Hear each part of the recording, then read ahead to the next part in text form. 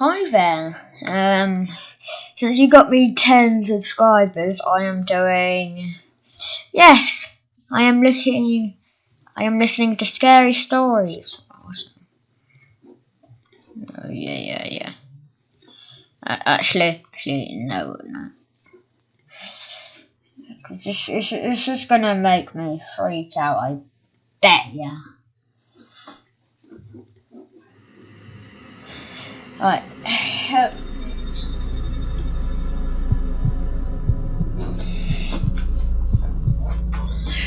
It was a Friday or a Saturday night.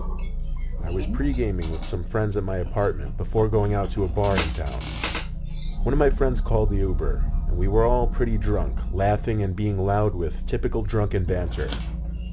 We got to the bar, and no line that night, surprisingly. At some point in the night, I asked for a girl's number who I'd been talking to. When I went into my pocket to get my phone, I realized I didn't have it on me. I checked all my... I looked at my friend and tried calling again. I had that feature switched off for some reason. This was a pretty sobering experience. There was no way I could have fun knowing my phone was stolen. My friends told me just worry about it tomorrow. Go to the police station and get their help in tracking it. I went home early that night. I put a couple slices of bread in the toaster before bed and found my phone on the kitchen counter. Why that music? It didn't make sense. I signed into it and checked my recent calls. And indeed, someone accepted the call, and it lasted for 25 seconds.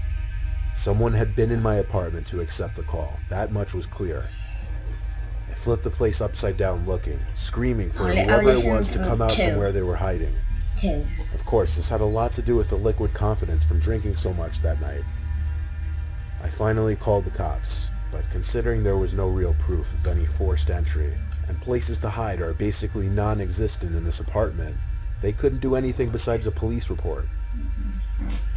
Nothing seemed to be missing from my apartment, but going to sleep that night, knowing someone had been in my apartment, or even worse, might possibly have still been in there with me, was probably the most uncomfortable night of my life.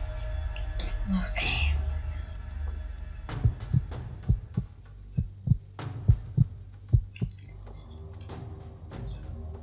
I was 17 years old, and this happened on a late summer night.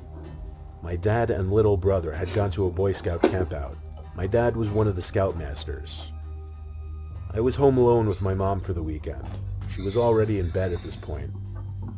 It was about 2 in the morning, and I was just finishing up my late night gaming. I had to go to the bathroom one more time before going to sleep though. While sitting on the toilet playing games on my phone, I heard the faintest little tap on the bathroom door. "Mom, was that you?" "Mom," I yelled. It wasn't windy or anything. There didn't seem to be any logical way to dismiss it.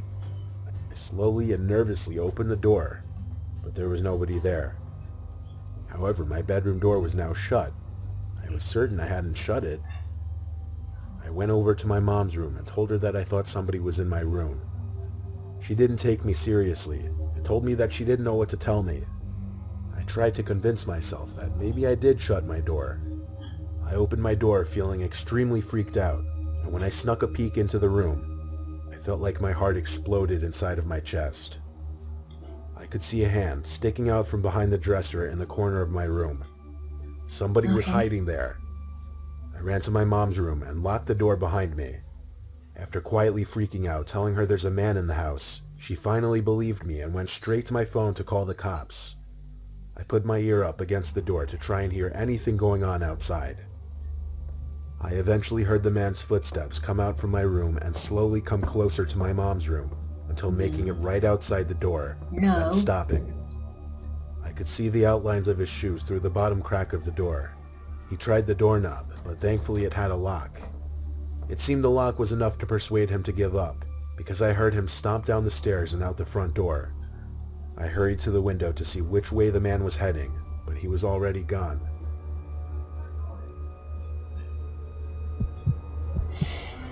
Alright. He's already spooked me enough. Yeah. Alright. I hope you enjoyed this. I've put my points. Yes, I have.